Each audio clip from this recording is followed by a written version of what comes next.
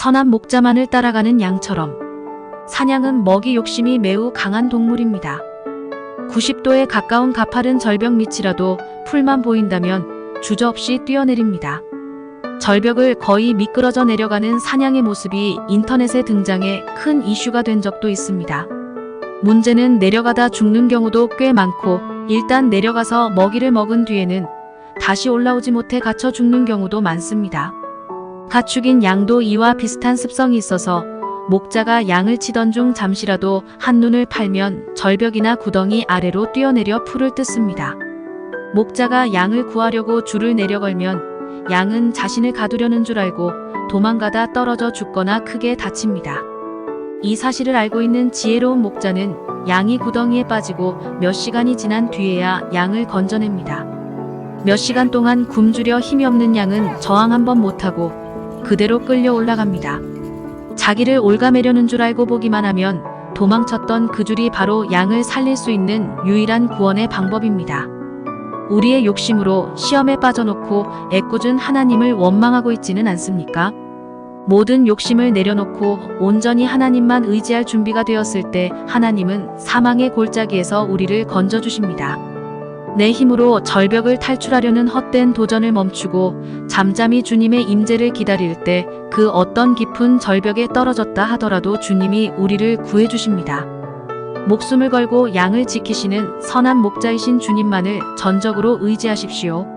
선한 목자만을 바라보고 따라가는 양처럼 하나님만 바라보고 하나님의 뜻대로만 살아가는 하나님의 백성의 삶에 대해 생각해 보겠습니다.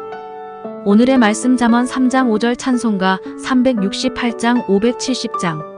너는 마음을 다하여 여호와를 신뢰하고 내 명철을 의지하지 말라. 어떤 사람들은 세상에서 오롯이 자기 힘으로만 모든 것을 이루어 가야 한다고 말합니다. 그들은 세상에 있는 것은 완전히 믿을 수 없기 때문에 믿을 것은 오직 자신뿐이라고 생각합니다. 다른 것을 의지하다가는 오히려 실패할 수 있다고 여기기도 합니다. 하지만 세상은 혼자 살아갈 수는 없습니다. 물론 이 세상에서 잘 살아가기 위해 스스로 실력을 쌓아야 하는 것은 개인적인 것입니다. 그러나 사람들은 다른 사람과의 관계에서 더 성장하고 또 더 나은 삶을 살 수 있습니다. 사람들이 함께 힘을 합할 때 더 큰 힘을 발휘하는 것입니다. 사람의 생각과 힘은 어떤 경우에도 불완전합니다. 자신의 힘만으로 살아가는 것도 다른 사람과 연합하여 함께 일을 이루어가는 것도 모두 완전한 성공이나 행복을 보장해주지는 못합니다. 결국 사람의 생각에는 한계가 있고 사람의 지혜로는 한 치 앞도 내다보지 못하기 때문입니다. 우리는 온전히 하나님의 뜻에 따라 살아야 합니다. 우리가 스스로의 생각만을 따르거나 다른 사람의 도움을 얻어 어떤 일을 행한다고 해도 하나님의 뜻이 아니면 결국 실패할 수밖에 없습니다. 우리가 믿고 의지하며 따라야 하는 것은 언제나 하나님의 선하신 뜻이라는 것을 잊지 마십시오. 하나님의 뜻을 따를 때 우리는 푸른 초장과 쉴만한 물가로 나아갈 수 있습니다. 아무리 위험한 곳도 하나님께서 지켜주시기 때문에 불안해하지 않을 수 있는 것입니다.